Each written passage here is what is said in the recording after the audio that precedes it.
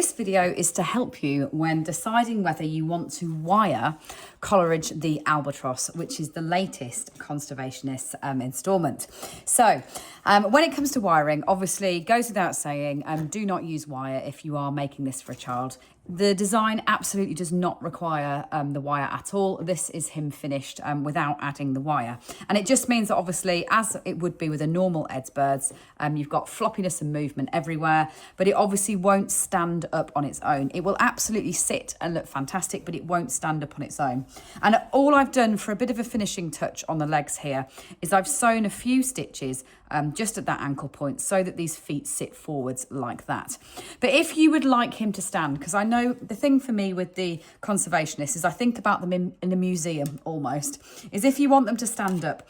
What I'm going to show you here is how to actually get him to stand.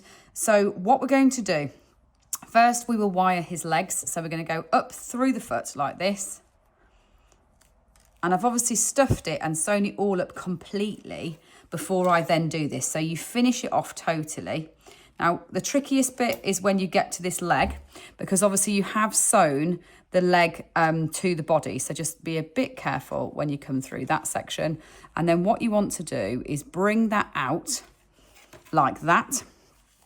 Then fold that wire in half, about like that. And then what you want to do is come back down with this other one you see. So we've got to then get this one going back down that other leg. So pop it in like that. And then we're going to push this side, just straighten that out as you go. Now, obviously you can do this with two separate pieces down the legs, but I think it's much stronger and more effective. Having now wired hundreds of birds this year, I find it much more effective doing it like this, where you try and push one piece down into both. Like that, all the way down and out through the foot. And then you pull. We obviously want to tuck that piece into the body. So you want to bring this one right out long enough initially to fit that bit inside. And then to make sure you've got no sharp stabby ends, inside that foot itself, just curl the end round like that, so that then that sits inside that foot, which is a nice shape for it to then stand on and stand up. So that's one done. Same thing on the other side. Now this one's a bit longer. Obviously didn't do a very good job of folding it perfectly in half there. So I might actually snip a little bit off and just use blunt scissors. Don't use your best scissors by any means to cut the wire. Save them for your yarn tips, but just use some slightly more heavy duty scissors. It could be kitchen scissors even, to cut your wire like that. And all I've done is curve that round so I've not got a sharp end sticking out. So that's the legs wired, so that then he can stand up on his 2 feet. And then the last thing that I want to do is wire the wings, just so that you can put him into that kind of more classic albatross shape. So how he's been depicted and how I really envisaged him is you're putting the beak slightly further up than standard. So when we do a normal bird as standard, you'd be putting your beak a little bit lower. Put it upwards like that so he looks like he's doing that classic huge albatross kind of pose.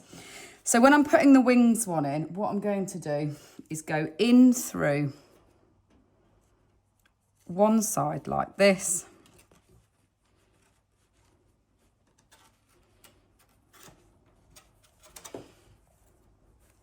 Then through the body,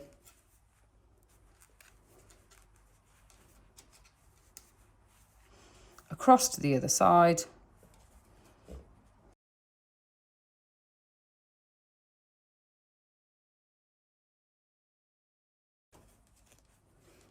and it takes a bit of fiddling,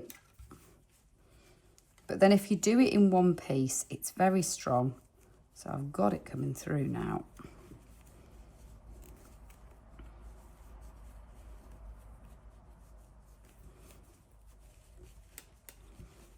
Coming through. So I've brought it right the way up the other side. It's come out a bit early there, so I'm just going to poke it back in and bring it right out onto the tip. There we go. So I've got one piece of wire running right the way through both wings and through the body like that. And the same trick that I did before, rather than just snip it off here so you've got a sharp end, I'm actually going to bend that back over so it's got a loopy end like that, and then just push that inside the wing.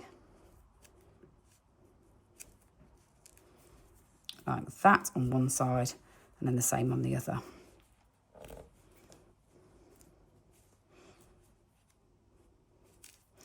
And that means that your albatross is ready to stand up on display on your shelf or on your desk or wherever these live for you, and it will be able to stand up on its own in that really animated position to add to your collection alongside your other conservationist makes.